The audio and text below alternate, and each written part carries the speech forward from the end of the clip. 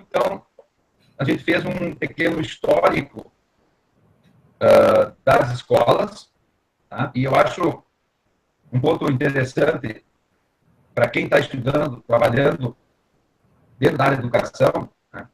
Bom, acho que uma questão interessante de falar é da onde que eu falo para vocês, né?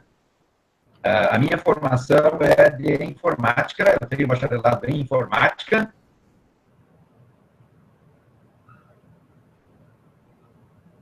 Eu tenho computação na área de engenharia de software. Então, a minha base, vamos dizer assim, mais teórica, ela vem da computação. Porém, a minha vida profissional, ela está totalmente ligada à escola, sem uma formação propriamente dita. Então, eu me tornei professor na prática, no dia a dia. Eu comecei lá isso já há muito tempo, na questão da informática educativa, quando eu estava iniciando a questão da informática educativa nas escolas.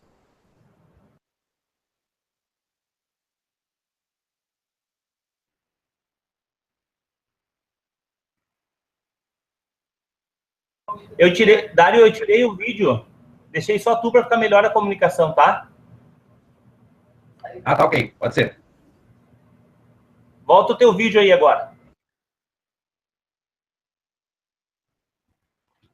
E aí eu iniciei, então, com o trabalho nas escolas desde aquela época. Então, meu trabalho profissional está muito ligado à questão de ser professor, à questão do mundo da escola, de participar do mundo da escola. Estou praticamente há 20 anos dentro dessa realidade de escola como professor, trabalhando no início com informática educativa e depois me envolvi também com cursos técnicos e cursos superiores de várias áreas, não necessariamente só na computação, mas de várias áreas. Então, eu tenho uma visão empírica da questão da escola, da questão de ser professor também. Né? Bom, então, assim, voltando ao que eu estava colocando anteriormente, é bem importante para quem trabalha com educação fazer sempre, está querendo estudar algum aspecto, né, da escola, muito importante fazer um resgate histórico. Não tem como se compreender algo, né, principalmente, né, no contexto da área de educação, sem entender da onde que as coisas surgiram, como que... para entender a escola como é hoje, então, é muito importante, para mim foi muito importante fazer um estudo, mesmo que não exaustivo, da história das escolas.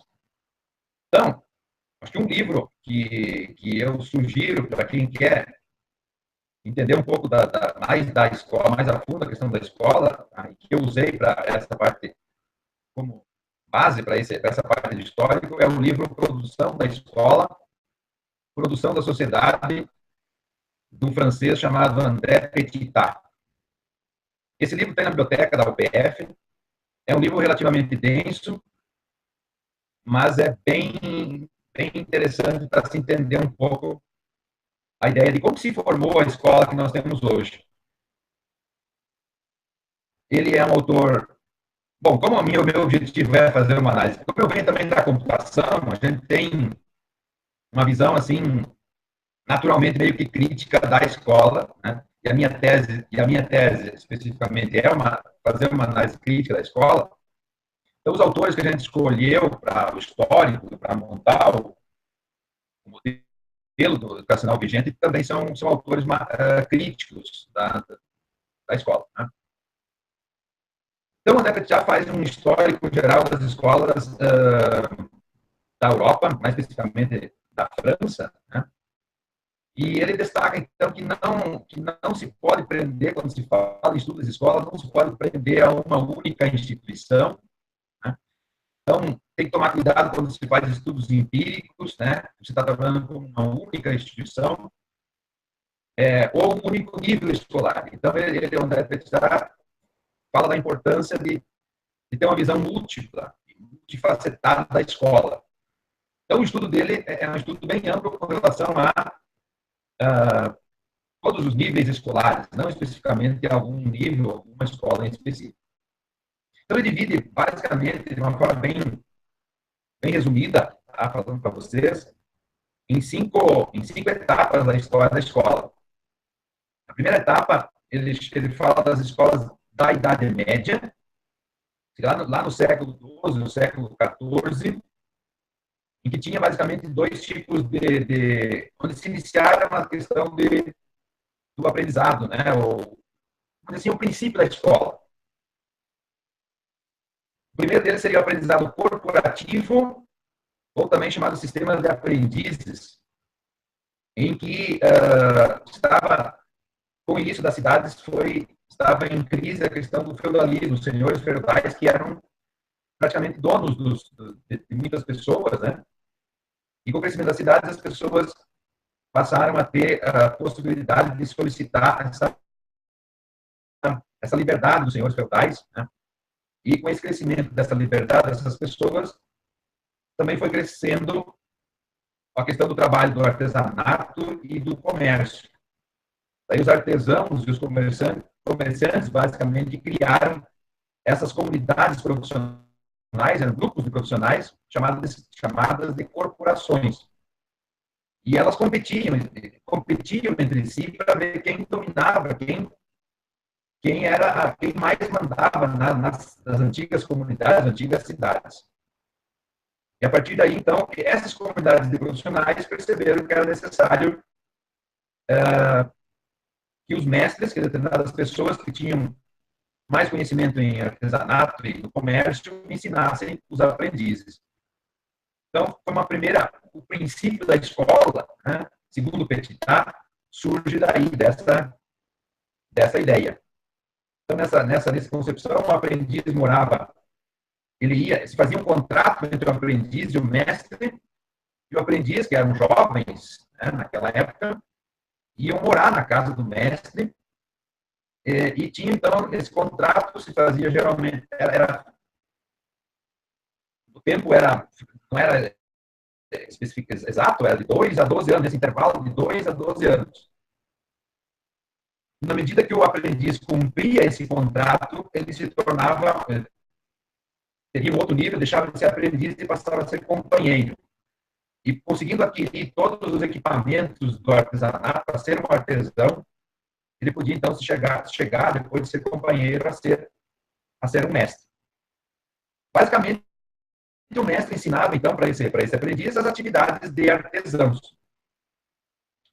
Uma característica importante dessa questão medieval é a gente se dar conta de que forma de aprendizado, diferente do modo que nós temos meio que padrão hoje nas escolas. Então, acho que é interessante a gente analisar essas modalidades de ensino da Idade Média para ter algumas ideias de sentido. Por exemplo, o tempo de estudo variava de acordo com o ritmo do estudante.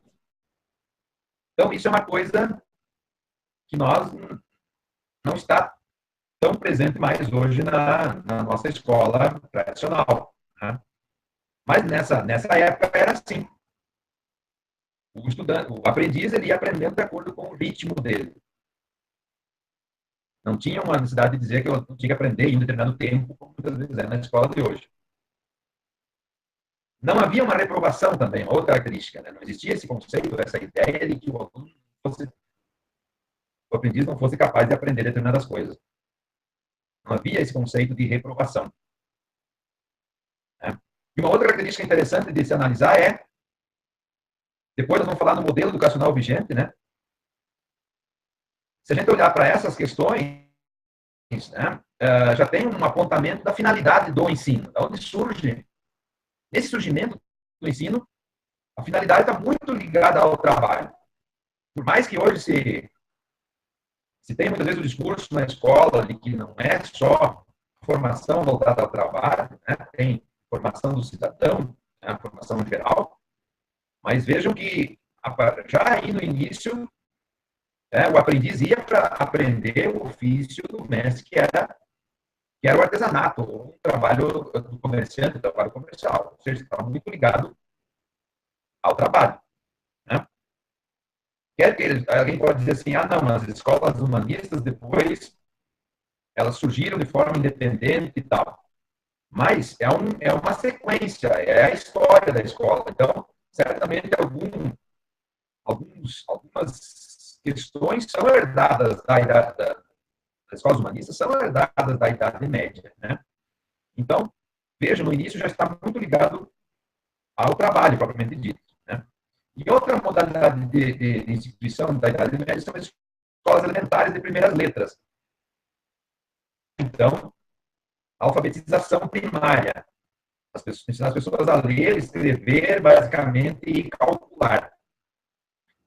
Essas escolas elementares, elas ainda não eram entidades separadas, prédios separados. Eram feitas ainda nas casas das pessoas. Assim como a aprendizagem corporativa era na casa do mestre, as escolas elementares ainda eram nas casas dos mestres. Essas escolas elementares estavam muito ligadas inicialmente à igreja, às paróquias da igreja, e depois elas fugiram ao controle da igreja, porque os comerciantes cresceram muito, os burgueses, os comerciantes cresceram muito, e criaram as suas próprias escolas elementares de primeiras letras. Né? Então, essas duas. E as características delas são muito parecidas com o aprendizado corporativo também. Tá? Uma coisa interessante, essa questão do ritmo de aprendizado também, de cada aluno, a questão de não ter reprovação, as escolas elementares também era assim. Outra questão forte nessa época ainda era que a escola era muito, por mais que se ensinava a alfabetização das escolas elementares, elas eram muito, o modo de ensino era muito oral, através da oralidade. Tá? Uma outra questão é que esse ensino, como acontecia na escola, na casa das pessoas, não existia uma ausência da família na educação. Tinha muita relação com a questão familiar dentro da educação. Coisa que também se perdeu, vamos dizer assim, uma coisa interessante também, que nos dias de hoje, a escola é uma instituição que está, por mais que busque se aproximar, mas ela é uma instituição que está fisicamente separada da família, né, do meio familiar. Na época, isso tudo era muito misturado, não tinha essa separação e o ensino e o aprendizado. Então, depois disso, então, o Petitat fala das escolas, depois surgiram as escolas humanistas, os chamados colégios, isso no século XIV, por aí, né? Com o Renascimento, então, que foi a transição do feudalismo para o capitalismo, os humanistas da Renascença definem a cultura escrita como a mais importante. E a partir daí, então, a partir da definição de que a cultura escrita é mais importante, eles criam os chamados colégios. Isso o Petitat chama de um evento assim, mais importante do histórico das escolas. Eles consideram essa questão da criação dos colégios no movimento humanista, renascentista. Né? A ideia era ensinar para uma elite, para uma parte da população, as chamadas belas letras, que é toda a questão da literatura, né? Através do estudo da gramática, e depois foram sendo acrescentadas, no início praticamente da gramática, depois foram sendo acrescentadas outras matérias, outras disciplinas. Mas aí, dessas escolas, então, do movimento renascentista, é que já nessa época que surgem as principais características da escola do modelo educacional que nós temos hoje. Então, a própria questão do que ele chama de aprisionamento, essas escolas funcionavam lá naquela época através do internato. Então, tinha toda uma ideia de aprisionamento, né, de o aluno ficar fechado do mundo exterior, principalmente uma das ideias do humanismo é separar a criança ou o jovem do mundo adulto, coisa que não acontecia na Idade Média. Né? Então, tinha essa separação que nós temos até hoje, e muitas outras características nós temos até hoje nas escolas, né, da atualidade. A criação, já aconteceu então naquela época a criação de séries, eles chamavam de graus naquela época, né? das nossas turmas, que eles chamavam de classes naquela época, né? Já existia naquela época o controle, então, dos conteúdos que seriam ensinados, não existia na Idade Média esse controle absoluto dos conteúdos. A divisão em áreas, né, do conhecimento, a divisão em disciplinas, isso tudo surgiu nos chamados colégios, já lá no século XIV. Entre os séculos, esses colégios, então, existiram do século XIV até o século XVII, é um período muito tanto longo aí, né? A própria questão do autoritarismo existia muito nessas escolas, do castigo, da imposição, do controle dos alunos, controle do tempo, das atividades dos alunos, né? A questão dos exames, das provas, de um elemento exterior de motivação, né, que eram os exames. E existia, então, já nessa época, a ideia da reprovação, da repetência. Se o aluno não passasse nos exames, ele tinha que refazer aquela série, né? Já tinha isso nessa época. Então, muitas características da escola vêm daí. Depois, no terceiro, em torno do século XVII, o Petitat fala do novo, das novas escolas que foram criadas, que foram as escolas chamadas destinadas ao povo. Essa escola, aí a gente já pode ver uma distinção também que existe no modelo educacional entre uma escola, um colégio, que seria para uma certa elite, para estudar as belas letras, a literatura, as coisas belas da língua e tal, chamadas belas letras, para uma elite, e essas escolas destinadas ao povo, que era para as crianças e os jovens pobres, no caso. Né? Então, já tem uma distinção entre uma coisa da escola, então, que aparece aí, é uma distinção entre escolas para a elite e escolas para o povo. Então, essas escolas destinadas ao povo, por mais que no século XVII foram sendo criadas as escolas destinadas ao povo, elas eram chamadas escolas elementares gratuitas, né? Essas escolas não eram pagas. Ainda existiam os colégios para a elite, que eram escolas pagas, tinha que ser. Então, era para quem tinha condições de pagar. Né? Então, a ideia, como escolas destinadas ao povo, surgiu o conceito, como aí envolveu a entrada de muita gente, né, para a escola, envolveu a ideia da educação em massa, a partir daí. Né? Basicamente, a ideia era a alfabetização e a catequese. Né? Essa alfabetização das escolas destinadas ao povo eram muito voltadas ao trabalho também. A ideia era, o Petitat chega a afirmar de que a ideia das escolas destinadas, o surgimento das escolas elementares gratuitas ou destinadas ao povo, é de que os nobres e os eclesiásticos mais abonados, eles achavam mais interessante, então, criar essas escolas do que dar bolsas de estudos para os alunos pobres dos colégios. Então, eles acharam mais interessante, ao invés de dar bolsa, criar essas escolas destinadas ao povo aí. Porque... E a ideia, então, é que essas escolas davam alojamento e davam alimentação para esses alunos que eram pobres. Então, o objetivo era moralizar as crianças, os jovens pobres, moralizar e alfabetizar as chamadas classes operárias e artesanais. O objetivo era tirar a juventude da ignorância mais grosseira.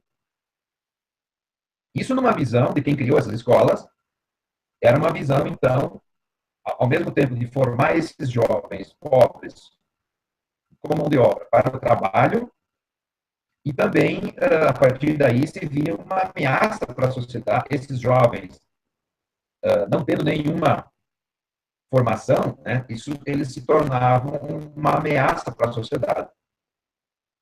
Então, vejam que, muitas vezes, o objetivo, né, o surgimento dessas escolas destinadas ao povo, elas estão, muitas vezes, mais do que com uma intenção de fato, de aprendizagem, até que ponto uma aprendizagem, como a gente como a gente idealiza para as escolas tradicionais, as escolas que nós temos na atualidade, né, de formar um cidadão crítico e tal, lá no início se vê que existiam pessoas com intenção de criar escolas que não tem como... Aí um comentário meu também, mas se a gente lê o Petitat, isso fica claro, né, que a escola, essas escolas, pelo menos, e aí a gente não deixa de ter influências disso para as escolas atuais, de certa forma, com uma intenção de umas pessoas dominarem as outras, né?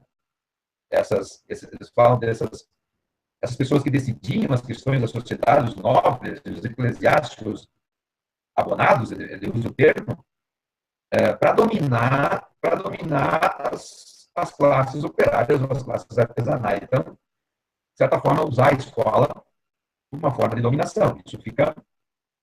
Isso fica nas entrelinhas, ou de forma até bem clara na leitura do Petitat. Depois tem ele fala num quarto tipo de escola, que são as chamadas escolas mais recentes, né, lá no século XVIII, as chamadas surgimento das escolas técnicas e científicas, que são a origem das escolas, dos institutos federais que nós temos hoje, das escolas de formação técnica e até das universidades também, técnicas e científicas. Então, a função dessas escolas era preparar os estudantes para realizar pesquisas científicas e as inovações tecnológicas. Então, essas escolas, sim, foram criadas especificamente para algumas, no início, para algumas áreas, para a formação de realização de algumas atividades bem práticas, né, bem voltadas claramente ao trabalho, né, na época, então, na área basicamente militar, arquitetura, engenharia de pontes e estradas e minas. Então, essas eram áreas que precisava profissional que tinha condições, mais conhecimentos para trabalhar de uma forma prática, desenvolvendo essas áreas. Inclusive, aí já tem, a partir do século XVIII, os estados, nações, já são muito fortes, e aí eles têm essa necessidade. O Estado começa a crescer e ele precisa ter profissionais para desenvolver ciência, desenvolver tecnologia para essas áreas, no início militar, arquitetura e tal. E aí também, os alunos que entravam nessas instituições eram os alunos de uma certa elite, porque essas escolas eram pagas também, né? E como era voltado para o desenvolvimento da ciência, para a pesquisa científica, era voltado, então, para uma pequena parcela da sociedade naquela época. Tinha que pagar também para frequentar essas escolas, até porque a formação nessas escolas dava garantia dos empregos, de alguns empregos públicos na época, nessas atividades ligadas ao Estado. Algumas características que essas escolas trazem, interessantes, por exemplo, é uma certa abertura das classes para o mundo exterior. Então, como tem uma relação com as áreas de trabalho, né? Então, de certa forma, esse ensino acaba tendo uma certa relação, uma abertura, começa a existir uma abertura para o mundo exterior, basicamente o mundo, de novo, do mundo do trabalho, né? Outra questão que surge nessas escolas é os fenômenos, a questão de envolver dentro do ensino a observação e a experimentação. A partir daí que surgem os laboratórios dentro dessas instituições, né? Que depois acabam sendo incluídos nos colégios, nas escolas elementares, laboratórios de ciências, né? São basicamente essas de forma bem rápida, assim, as questões que as escolas técnicas e científicas trazem. E, por último, o Petitat fala na quinta evolução das escolas, que é isso aí, então, lá no século XVIII, que é a estatização e a modernização das escolas. Então, a partir daí, do século XVIII, essas escolas, que eram as antigas escolas elementares gratuitas, né, essas escolas chamadas escolas públicas, elas passam a ser gerenciadas pelos estados. Até o século XVIII, essas escolas eram muito dependentes ou ligadas ou gerenciadas pela igreja. E a partir daí, então, o Estado diz, não, essa função de gerenciar a escola pública não é mais da igreja, e sim, tem que ser do Estado.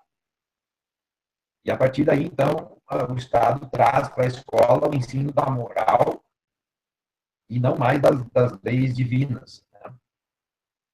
Mas, e aí, junto com isso, o Petitat afirma que o Estado, olha só, de novo, existe uma espécie, um interesse dentro da questão das escolas. Né? Ele coloca de que o Estado quer ou precisa inculcar no cidadão as bases da ordem natural fundamentada na propriedade.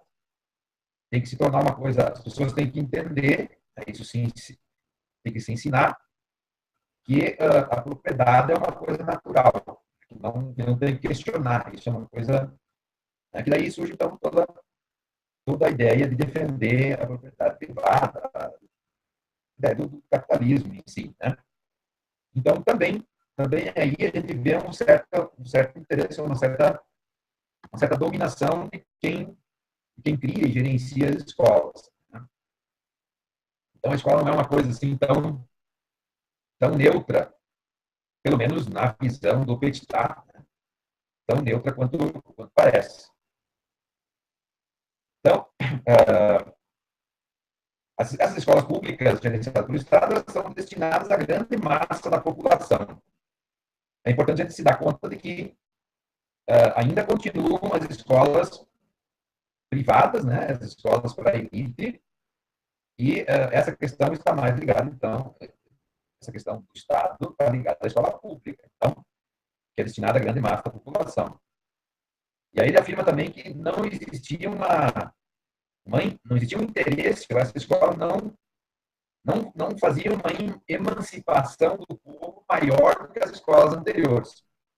Então, por mais que há um novo modelo de escola, que o Estado controla, não mais a igreja, o Estado não consegue, nem tem a intenção de emancipar mais esses jovens do que a própria igreja, as próprias instituições que já existiam. Tanto que uma das questões que ele fala é que o professor era controlado. Né? Quer dizer, olha só, e aparece também uma ideia de dominação. Quer dizer, o professor era controlado e existia o uso dos professores, uma questão bem interessante e até muito, muito atual, da discussão que nós temos hoje nessa crise, nessa questão do Brasil hoje, né? É que existia o uso dos professores na luta política. Então, os estados tinham interesse de usar os professores para uma luta política. Então, toda essa discussão que nós temos hoje nas escolas se dá para, que se comentou de não discutir política, questões políticas dentro da escola, os professores não se assumir politicamente dentro da escola. Isso não é recente, não é atual. Isso já se fazia esse uso de professores naquela época, lá no século XVIII, já se tinha atrás essa questão. Então, acho que a questão histórica é mais ou menos isso daí, colocando de uma forma bem rápida, a questão histórica é isso daí, e acho que tem muitos aspectos aí que são bem interessantes para a gente compreender muitas coisas do modelo educacional que nós temos hoje, da escola que nós temos hoje. E aí depois, então, na segunda parte do capítulo, eu defino o que seria, então, a partir um pouco das ideias do Petitat, e também usando como base uma obra que também eu recomendo para quem quer entender um pouco da escola que nós temos hoje, é uma obra chamada A Face Oculta da Escola, Vejam só, o próprio nome já traz algumas questões interessantes, né? A face oculta da escola, do autor Mariano Fernandes Enguita. Esse livro também tem na biblioteca da UPF. Então, esse livro eu usei bastante dele também para definir o que a gente chama, o que nós chamamos, então, na minha tese, de modelo educacional vigente, que é uma forma de tentar dizer como que a escola funciona, como que é a nossa escola na atualidade. Né? Tentar trazer algumas... Não, é impossível se fazer uma visão, se ter uma visão completa de uma escola, uma visão única de escola, né? De forma alguma isso é possível fazer, mas trazer algumas características, por isso que nós chamamos de modelo educacional vigente, seria um dos possíveis modelos de escola. Né?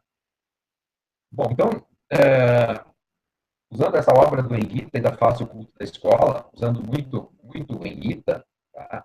Ele também é um crítico da escola. Tá? Eu usei aí 4 categorias para falar um pouquinho sobre a escola, sobre como é a escola. A primeira categoria eu chamei de função da escola, a segunda categoria, organização física da escola, a terceira, organização administrativa e hierárquica da escola, e a quarta, organização didática da escola. Então, também tentando ser mais breve aí, para não ser exaustivo com essa discussão, né? Na questão da função da escola, basicamente, a gente pode perceber nas entrelinhas do Petitat e do Enguita de que a função,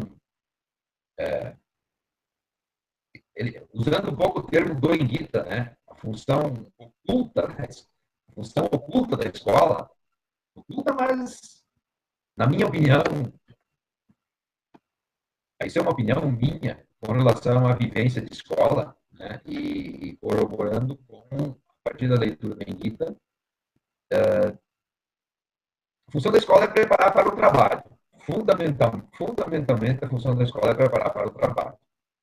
E, além disso, como ela basicamente surgiu a partir dos... A escola de hoje ela é fundamentada muito nos colégios, lá do Renascimento, para o trabalho industrial. Então, vou discutir ainda com o Adriano mais sobre isso, se a gente pode entrar um pouco nessa discussão. Tá? É um pouquinho fora da minha ideia de redes, tá?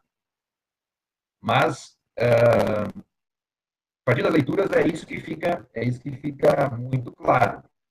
A função primordial e oculta, segundo Enguita, seria preparar para o trabalho. Então, já comentando com o Adriano, um pouco com o Adriano, para a gente fazer uma discussão mais tarde, Adriano, a escola não estaria fazendo hoje, na minha opinião, então, ela teria 2 problemas hoje na sua função. O primeiro problema é que ela está formando para o trabalho apenas, vamos dizer assim, de uma forma muito prioritária. As outras questões ficam muito na periferia da ideia de aprendizado e tal. Né? E, além disso, para um trabalho que não é um trabalho primordial, assim, um trabalho que predomina na sociedade de hoje. Né? O trabalho, aí entra toda a discussão do que é um trabalho industrial, mas um trabalho de rotina, padronizado e tal. Então, são 2 problemas que a gente tem aí com relação à escola. Bom, com relação à função da escola. Se quiser. Mas só na conclusão, 3 parágrafos lá. Oi? Na conclusão, 3 parágrafos aí, tu pode escrever isso aí. Sobre isso. Tem muita discussão nas redes. Ok. Bom, outra questão é a organização física da escola. Então, o Petitat e o Enguita falam, né, que os espaços escolares eles são fixos, padronizados e separados dos outros espaços de vivência dos alunos. Fixo porque é um prédio, é um local que o aluno, um local físico, que o aluno vai sempre lá naquele mesmo local para estudar. E tem que ser, basicamente, esse local especificamente a sala de aula. Padronizado, porque a sala de aula é igual, muito parecida em toda escola, em todos os lugares. E outra coisa interessante é que é separado ou fechado dos outros espaços de vivência dos alunos. Né? Então, existe o conceito bom, estudar tem que ser dentro da sala de aula. Você vai fazer as outras, fora da sala de aula, você faz outras coisas. Né? Tem esse conceito então, na escola. Outra questão, os alunos não controlam os espaços. Então, isso daí o aluno não tem possibilidade de definir, ou de intervir, ou tal. Isso está pré-definido. E ele não controla isso. Está definido. O estudar é dentro da sala de aula, e fora da sala de aula são outras coisas que se fazem. A gente sabe que, na sociedade contemporânea, isso daí é uma coisa muito questionável. Né?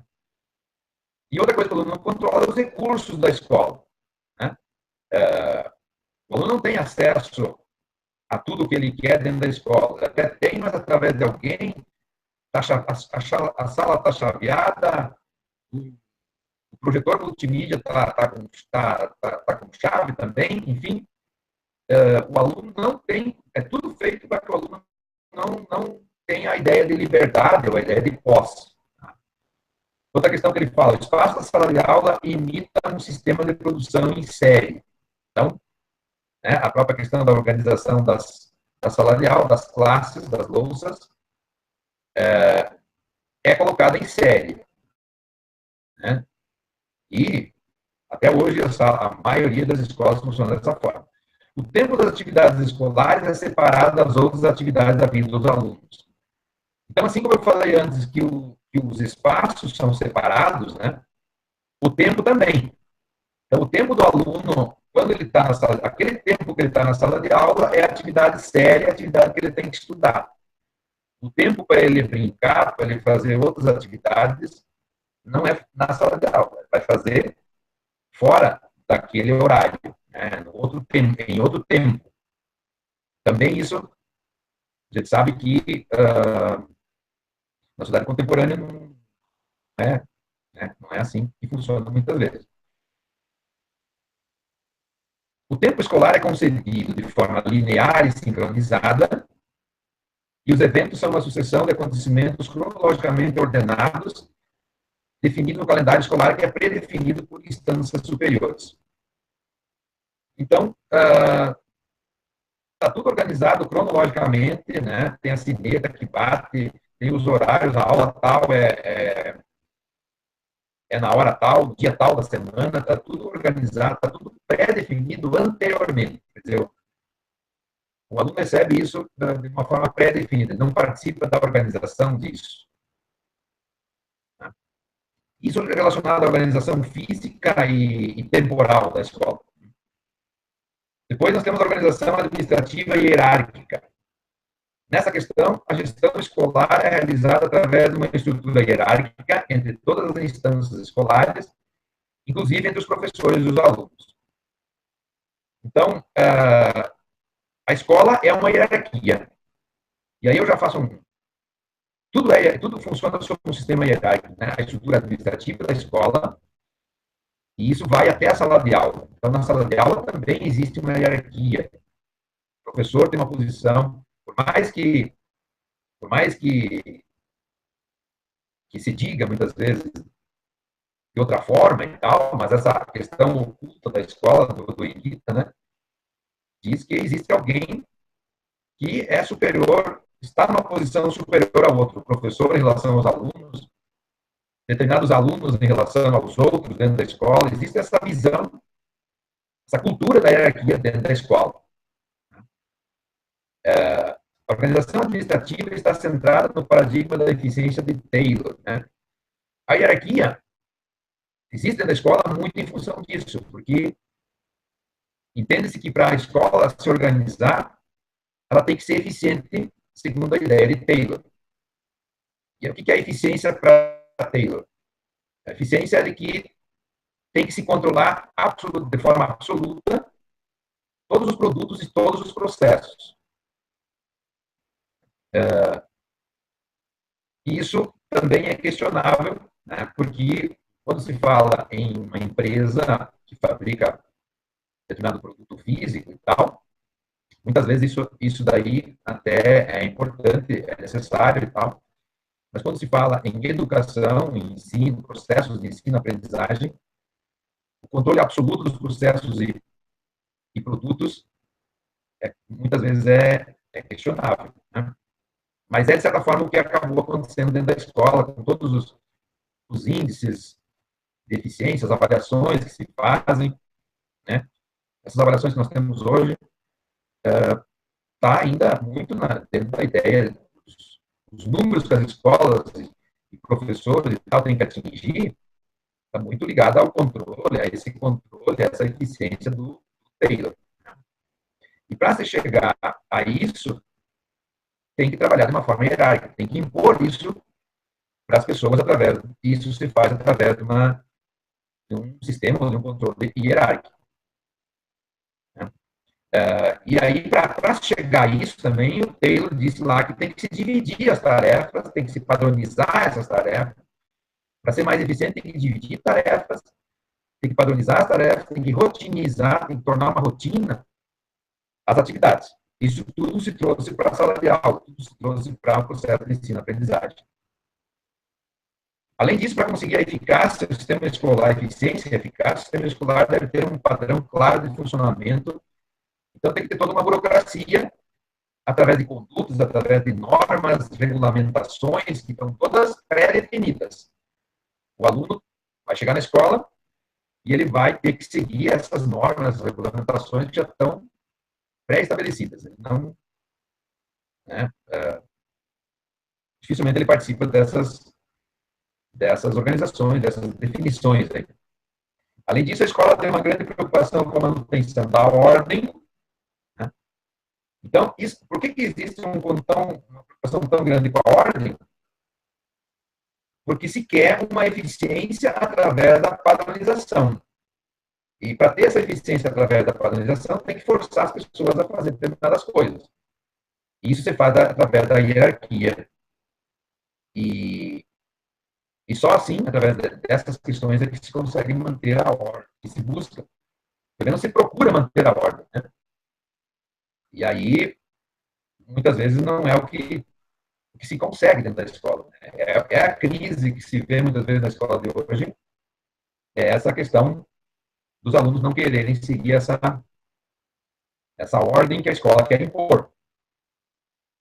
Ordem no sentido de todo mundo tem que fazer absolutamente o que o professor diz, ao mesmo tempo, os alunos todos fazerem ao mesmo tempo, né, tal.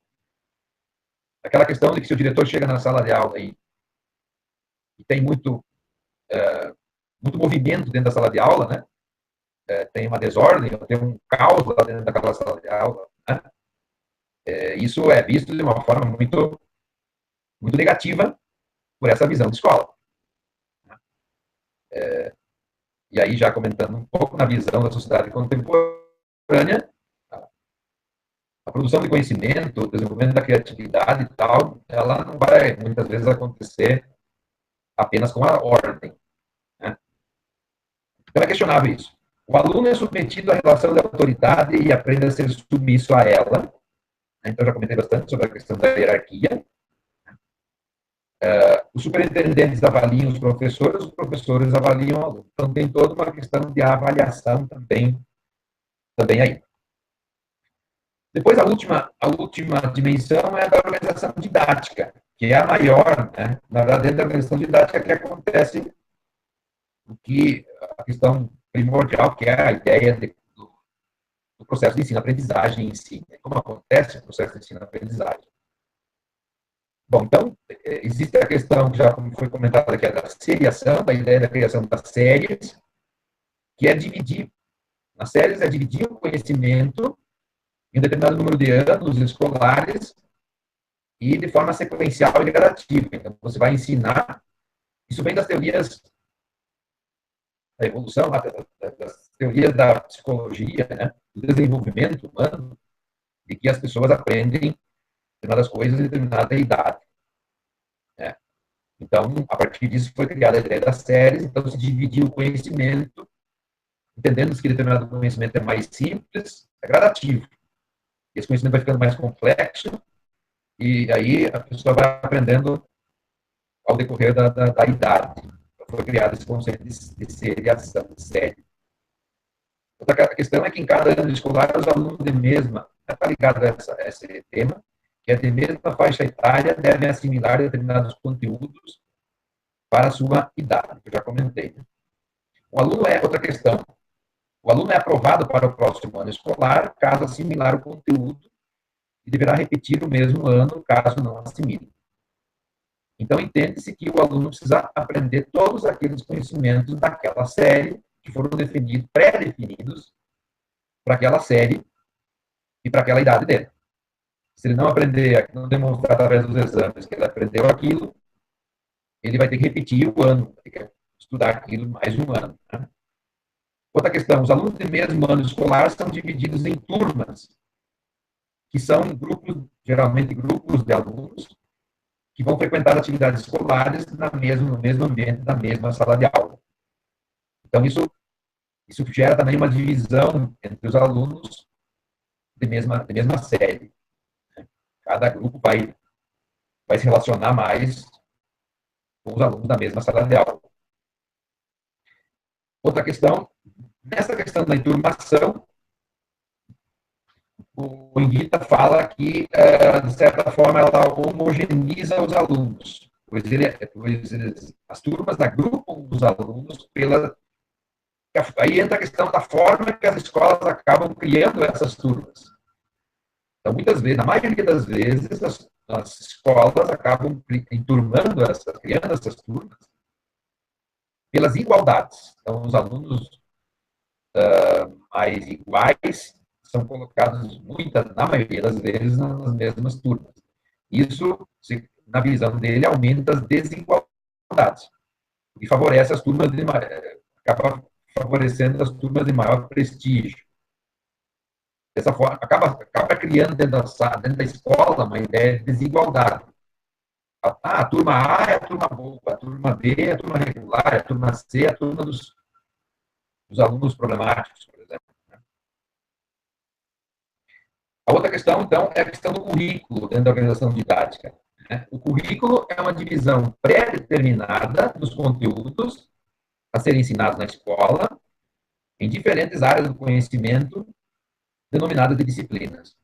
Então, tem duas questões importantes aí no currículo, que é a pré-determinação, quer dizer, existem especialistas que definem o que precisa aprender, né? o que vai, o que não vai dentro do currículo.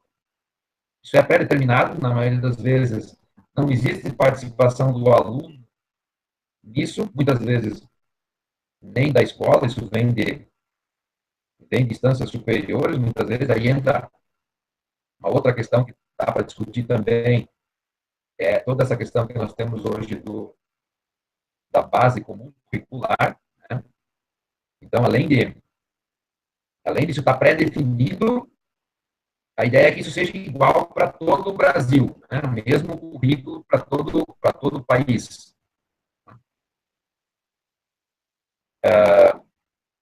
E, além disso, então, o currículo, esse conhecimento todo, ele é dividido, isso já vem desde o Renascimento, né? Ele é dividido em disciplinas, em matérias, em áreas do conhecimento. Então, o conhecimento não é visto como algo integrado, mas é visto como algo fragmentado, algo que pode ser dividido entre áreas. Isso também é questionável. E o currículo acaba, então, outra questão é que o currículo organiza os conteúdos e a carga horária das disciplinas de forma fixa e sequencial ao longo dos anos escolares e também ao longo do mesmo ano escolar. Eu já comentei sobre isso, então, que é colocar esse conteúdo, sempre vai ser, né, na maioria das vezes ele fica fixo, existem poucas mudanças de um ano que a escola faz, ou que o sistema de educação faz, de mudar de um ano para o outro, geralmente o conteúdo é o mesmo, né?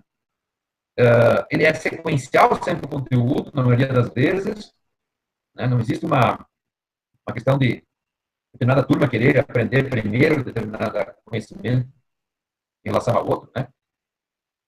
Então, a base curricular comum vai homogeneizar ainda mais isso, que é tudo igual e tudo numa sequência e na mesma sequência.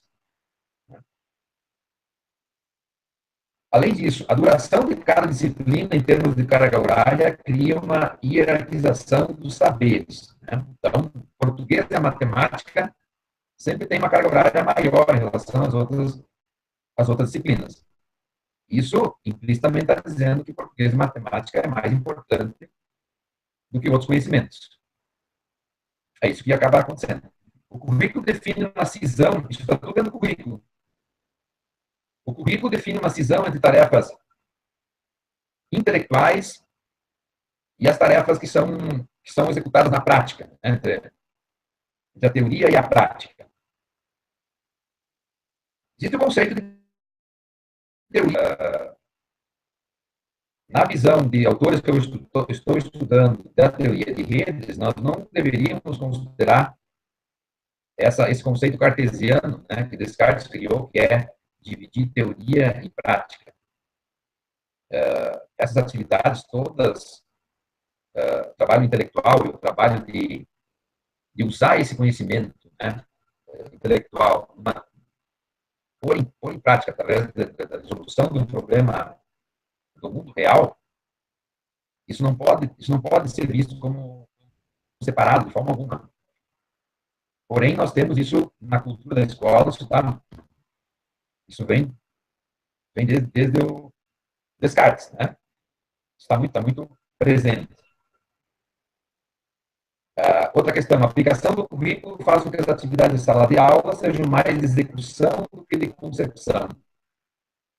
Isso é uma afirmação do Enguita. Tá? Isso é muito baseado na questão de que o currículo está pré-definido, né? Como as coisas estão pré-definidas e o aluno só realiza aquilo que já está pré-definido, como que ele vai se formar, ou vai aprender a realizar atividades de concepção se ele realiza coisas que já estão pré-definidas. Então, por isso, na ideia do Enguita, as atividades de sala de aula são mais executar aquilo que o professor disse, do que ele conceber atividades.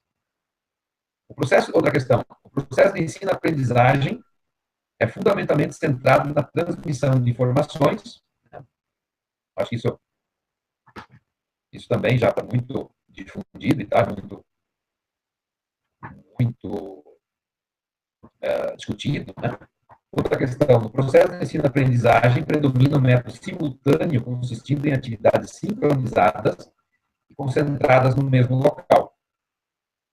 Então, como é uma ideia de uma educação em massa, o método de ensino é um método simultâneo, que todos têm que fazer as mesmas atividades ao mesmo tempo. Outra questão, o método de registro predominante é o da escrita. Então, desde o Renascimento, desde os colégios, desde a definição dos humanistas de que a escrita é a cultura mais importante, né? A escola ficou com esse conceito de que a escrita é a cultura mais importante, é o meio de registro mais importante que se tem até hoje. A avaliação, outra questão, é a da avaliação, né? Dentro da organização didática. Já comentei um pouco, mas aqui o Enguita fala, então, a avaliação consiste no sistema de notas e recompensas que servem de motivação extrínseca para o trabalho escolar. Então, ele defende que, como a ideia da escola, a ideia da eficiência do Taylor lá, a escola tem que ser hierárquica, tem que ter uma ordem, né? Isso, para ter hierarquia, né? A hierarquia, essencialmente, a ideia de hierarquia é o exercício do poder de uns sobre outros. Não tem como negar. Quando você tem hierarquia, você tem o exercício do poder de uma pessoa, das pessoas em relação às outras. Então, como você exerce um poder em relação o professor ou a escola em relação aos alunos, o aluno não tem, muitas vezes, escolha. Então, a forma de... Isso não é uma coisa, assim, natural para o aluno. Então, por isso, aprender para o aluno, muitas vezes, não é uma coisa natural. Deveria ser, né? Deveria ser, mas dentro da escola, então, nessa ideia, nessa estrutura hierárquica, acaba não sendo para o aluno uma coisa natural aprender por aprender. Então, por isso, precisa ter uma motivação extrínseca, precisa ter uma motivação de fora. E aí as provas, as avaliações, os exames, as notas, os prêmios que se dá, né? Até na universidade, toda essa questão de premiação que se dá, são motivos externos para o aluno aprender. Então, o sistema, e além disso, né, o sistema de notas para avaliação, usando o mesmo instrumento, né, o professor aplica, na maioria das vezes, a mesma prova para toda a turma. Para todos os alunos do mesmo ano, da mesma turma. Isso acaba gerando uma classificação dos alunos. Né? Isso acontece. Né? Acontece que se faz com os alunos, além de forçar eles a fazer atividades em função de um motivo externo, se pega e classifica eles. O aluno fulano de tal é o aluno nota conceito A, o outro é conceito B. Né? Além disso, bom, isso acaba gerando, essa classificação dos alunos acaba gerando uma competição entre os alunos. Então, a escola, ela gera a competição. Através dessa questão de classificar os alunos, acaba acontecendo uma competição. E os alunos querem ter uma nota, não querem ficar na sua colocação, querem ficar com uma nota maior do que o outro colega. Então, existe muito a ideia da colaboração, da cooperação dentro da escola, né? Mas o que de fato que é muito forte, e aí o que o Enguita chama de face oculta da escola é o que de fato acontece na escola. Então, a prática da escola, o dia a dia da escola, a escola muitas vezes tem intenções, tem objetivos, tal. Isso o Enguita fala muito no seu livro, né? Por isso que ele fala em face oculta também. Eu acho que tem relação com isso, que ele coloca no sentido de quem analisa a escola precisa levar muito em consideração o dia a dia da escola. O que de fato está acontecendo na prática lá da escola. Né? Então, o que acontece na prática na escola é uma classificação dos alunos através das notas. E essa classificação gera uma competição dos alunos. Isso acontece na prática. Além disso, o aluno que tem rendimento abaixo do esperado nas avaliações é reprovado e precisa repetir o ano. Isso já foi falado. Né? Outra questão, a ordem e o controle do sistema de ensino-aprendizagem é de exclusiva responsabilidade do professor. Então, na maioria das vezes, é o professor quem pré-determina as atividades e controla as atividades todas que são feitas na sala de aula. Porque ele está dentro de um sistema hierárquico, porque a escola funciona de uma forma hierarquizada. Então, é assim que é a prática dele com o aluno na sala de aula, na maioria das vezes, também. Por isso, né, está muito relacionado a essa questão que ele diz que as atividades do aluno em sala de aula são muito mais de execução do que de concepção. Outra questão, a relação entre professor e aluno é de vínculo profissional e bastante instável. Então, é uma relação mais fria, né? E aí é interessante a gente voltar lá na Idade Média e se dar conta de que lá o mestre e o aprendiz, eles tinham uma relação muito próxima, tanto que eles viviam na mesma casa, eles não só faziam as atividades de de aprendizado junto, mas moravam junto. Então, tinha uma relação, um vínculo bastante forte, né? Diferente dessa relação de professor e aluno que o Inguita fala aqui. Inclusive, em algum momento, ele fala também que existe uma despersonalização do papel do professor. Então, é quase... O que ele está meio querendo dizer com isso? Que o professor não é uma pessoa, no sentido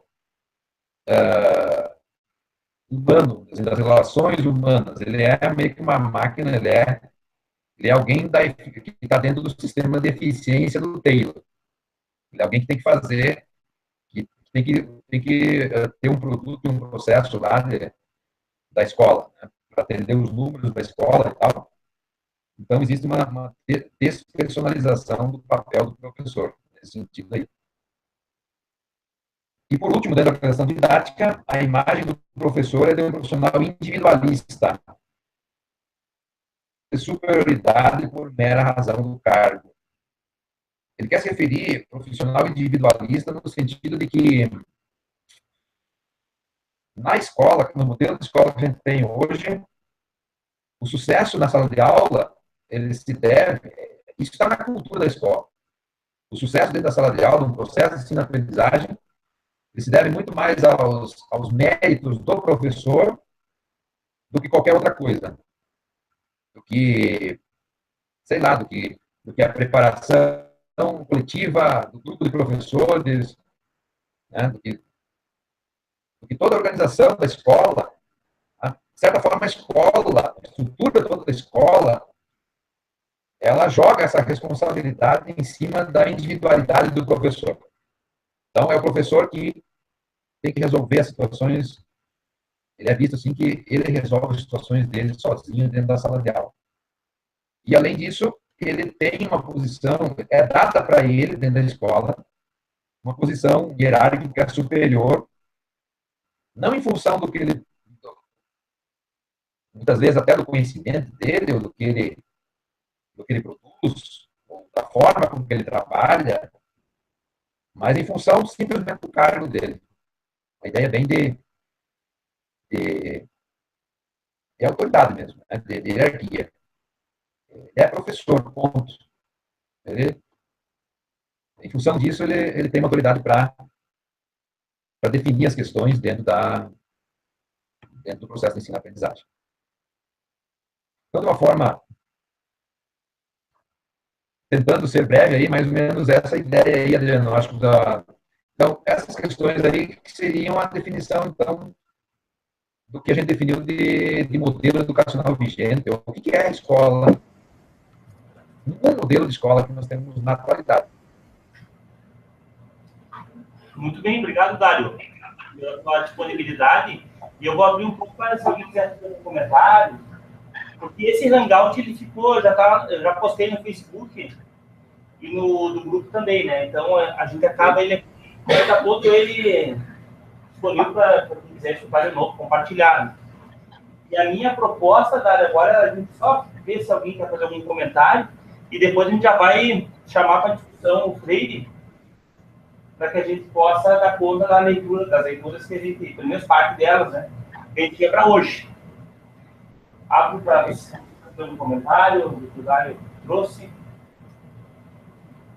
Muito João, muito E falar mais alto, você acha? Eduardo, Oi, tudo bem? o autor, eu não entendi qual o autor que você está se referindo. São dois autores. Sobre o histórico da escola, é o André Petitat. O título do livro é Produção da Escola, Produção da Sociedade. Sim. E sobre a definição do modelo educacional vigente é o Mariano Fernandes Enguita. E o título é Face Oculta da Escola. Depende depois, Dário, pode colocar ali no comentário do vídeo, do Face, ali na postagem, essas dicas aí. Posso colocar lá, sim. Beleza? Mais uma questão, pessoal? Bom, eu quero te agradecer, então, a disponibilidade. Dizer, quando precisar da gente, é só dar um grito. E a gente eu vou convidar os colegas, se eles acharem que devem e que é possível, né, a poder refletir alguma coisa lá no comentário do vídeo, né? No comentário dentro do grupo da disciplina. Eu coloco para dentro depois ali para te poder também saber um pouco da repercussão da discussão. De qualquer forma, eu te agradeço, tá, Dário? Ok, Adriano, eu que agradeço pelo convite para participar dessa atividade. É uma honra para mim poder discutir esses assuntos aí com a tua turma. Tá? E agradeço mesmo. E fico à disposição de todos aí para discutir essas questões de escola. Eu fiz essa disciplina também contigo, na outra edição, né? Eu acho que é uma discussão muito pertinente e não sei até que ponto se faz isso em outros locais, né? Essa discussão entre a cybercultura e a educação e a escola, né? Eu acho bem pertinente essa discussão. Aí eu fico à disposição para se alguém quiser trocar alguma informação, tá? Eu estou à disposição, então, Adriano, tá? Muito obrigado, agradeço pelo convite. Tá? Beleza, obrigado, Dário. Um abração. Tchau. Um abraço para vocês também.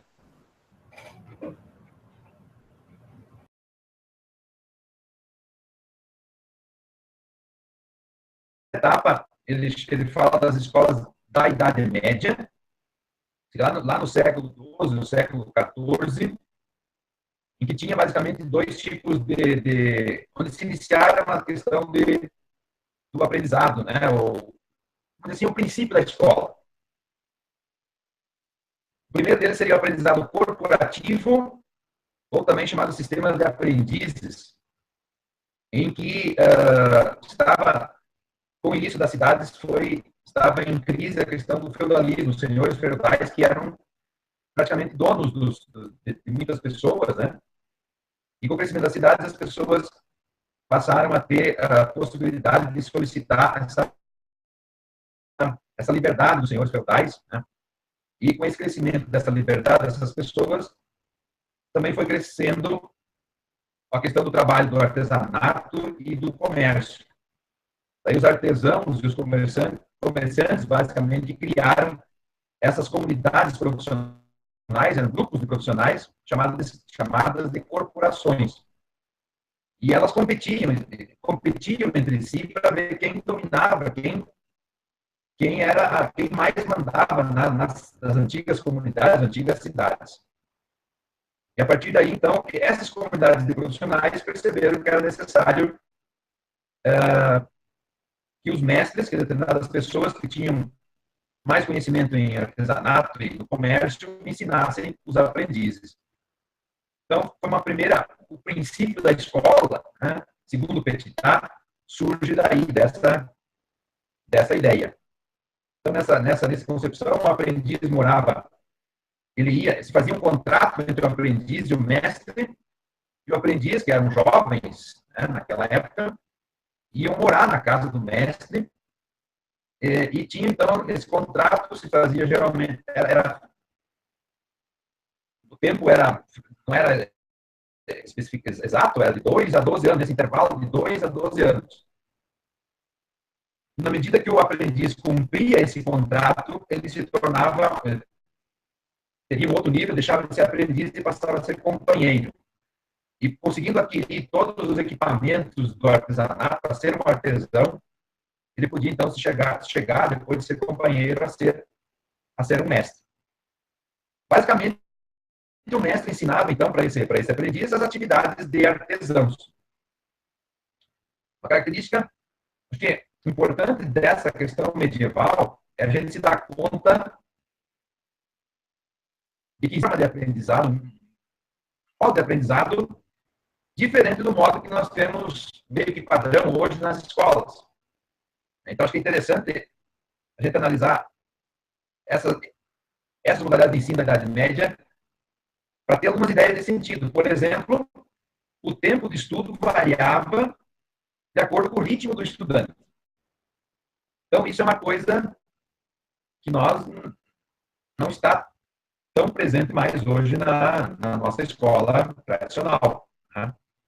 Mas, né, professor, a questão do mundo da escola, de participar do mundo da escola. Estou praticamente há 20 anos dentro dessa realidade da escola como professor, trabalhando no início com informática educativa e depois me envolvi também com cursos técnicos e cursos superiores de várias áreas, não necessariamente só na computação, mas de várias áreas. Então, eu tenho uma visão empírica da questão da escola, da questão de ser professor também. Né? Bom, então, assim, voltando ao que eu estava colocando anteriormente, é bem importante para quem trabalha com educação fazer sempre, está querendo estudar algum aspecto, né, da escola, muito importante fazer um resgate histórico. Não tem como se compreender algo, né, principalmente, né, no contexto da área da educação, sem entender da onde que as coisas surgiram, como que... Para entender a escola como é hoje, então, é muito importante, para mim foi muito importante fazer um estudo, mesmo que não exaustivo, da história das escolas.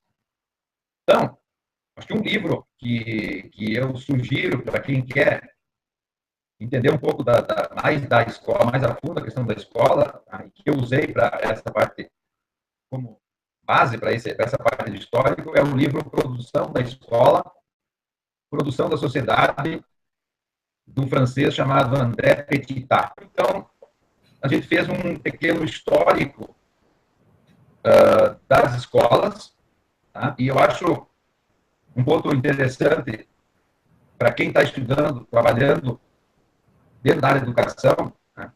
Bom, acho que uma questão interessante de falar é da onde que eu falo para vocês, né?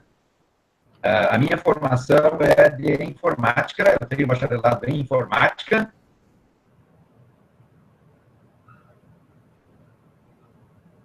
Eu tenho computação na área de engenharia de software.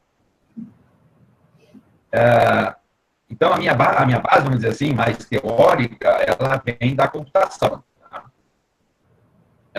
Porém, a minha vida profissional, ela está totalmente ligada à escola, sem uma formação propriamente dita. Então, eu me tornei professor na prática, no dia a dia. Eu comecei isso já há muito tempo, na questão da informática educativa, quando eu estava iniciando a questão da informática educativa nas escolas.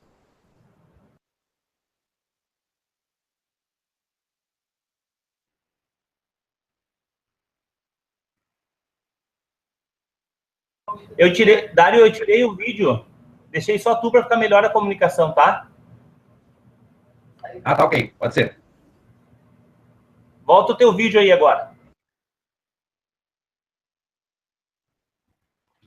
E aí eu iniciei, então, o trabalho nas escolas desde aquela época. Então, meu trabalho profissional está muito ligado à questão de ser professor. Esse livro tem na biblioteca da UPF. É um livro relativamente denso, mas é bem interessante para se entender um pouco a ideia de como se formou a escola que nós temos hoje. Ele é um autor... Bom, como o meu objetivo é fazer uma análise, como eu venho também da computação, a gente tem uma visão, assim, naturalmente meio que crítica da escola, né? E a minha tese especificamente é fazer uma análise crítica da escola.